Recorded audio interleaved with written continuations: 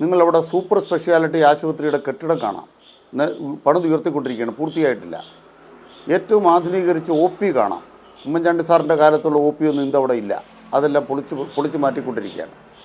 അപ്പോൾ എല്ലാം പൊളിച്ചുകൊണ്ടിരിക്കുകയായിരുന്നു, പുതുതായിട്ട് നിർമ്മിച്ചുകൊണ്ടിരിക്കുകയായിരുന്നു. ഇത് പൊളിക്കാൻ താമസിച്ചു പോയി. അക്കാര്യത്തിൽ വീഴ്ചയുണ്ടെന്ന് വേണേൽ പറയാം. നിങ്ങൾ മൊത്തം പൊളിച്ച കൂട്ടത്തിൽ ഇത് പൊളിച്ചില്ല എന്നുള്ളത് നിങ്ങളുടെ വീഴ്ചയായിട്ട് വേണേൽ പറയാം. എന്തുകൊണ്ട് പൊളിച്ചില്ല എന്നുള്ളതാണ് രണ്ടാമത്തെ കാര്യം. അവിടെ 10, 11, 14 നിലകളാണ് സർജിക്കൽ ബ്ലോക്ക് എന്ന് പറയുന്നത്. ആ 3 ബ്ലോക്കുകളിലെയും ബാത്റൂമുകൾ 60 കൊല്ലം മുമ്പ് പണ്ട് വീടുകളുടെ പുറത്താണ് ബാത്റൂം ഉണ്ടാക്കുന്നുള്ളത് കൊണ്ട് ഈ 3 ബാത്റൂമുകളും ബാത്റൂം കോംപ്ലക്സുകളും കെട്ടിടത്തിന് പുറത്ത് നിർമ്മിച്ചിരുന്നു. അത് സ്ഥായിയായ കെട്ടിടത്തിനൊപ്പമല്ല, അതിനോട് കൂട്ടിച്ചേർക്കത്തക്ക വിധം നിർമ്മിക്കപ്പെട്ടതാണ്. 2013 ബഹുമാനപ്പെട്ട ഉമ്മൻചാണ്ടി സാറിൻ്റെ കാലത്ത് ആ ഭാഗം സുരക്ഷിതമല്ല എന്ന നിലയ്ക്ക് റിപ്പോർട്ട് കിട്ടി. 3 കൊല്ലക്കാലം UDF അനങ്ങിയില്ല. അതുകൊണ്ട് ചാണ്ടി ഉമ്മൻ ഇപ്പോൾ തുള്ളിക്കളിക്കുന്നതിന് പ്രത്യേകിച്ച് കാരണം കാണും, കുറ്റബോധം കാണും. എന്നിട്ട് എന്ത് സംഭവിച്ചു? LDF സർക്കാർ അധികാരത്തിൽ വന്നപ്പോൾ ആദ്യം ചെയ്ത കാര്യം എന്താണ്?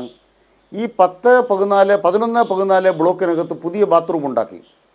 ഞാൻ ബഹുമാനപ്പെട്ട ശ്രീകുമാർ സാറിനോട് പറയുന്നു, നമുക്ക് നാളെ അവിടെ പോകാം. അവിടെ ഈ ബാത്റൂം കോംപ്ലക്സ് ഉപയോഗിക്കുന്നുണ്ടോ ഇല്ലയോ എന്ന ചോദ്യത്തിൻ്റെ ഉത്തരം എവിടെ കിടക്കുന്നു? 11-ാം വാർഡിലും 14-ാം വാർഡിലും ആധുനിക സൗകര്യത്തോടു കൂടി ഈ HDC ഫണ്ട് ഉപയോഗിച്ചുകൊണ്ട് ഈ 9 കൊല്ലത്തിനിടയ്ക്ക് പിണറായി സർക്കാർ നല്ല ബാത്റൂം സൗകര്യം ഉണ്ടാക്കിയതിൻ്റെ അടിസ്ഥാനത്തിലാണ് സർജിക്കൽ വാർഡ് ഇപ്പോഴും അവിടെ പ്രവർത്തിക്കുന്നത്.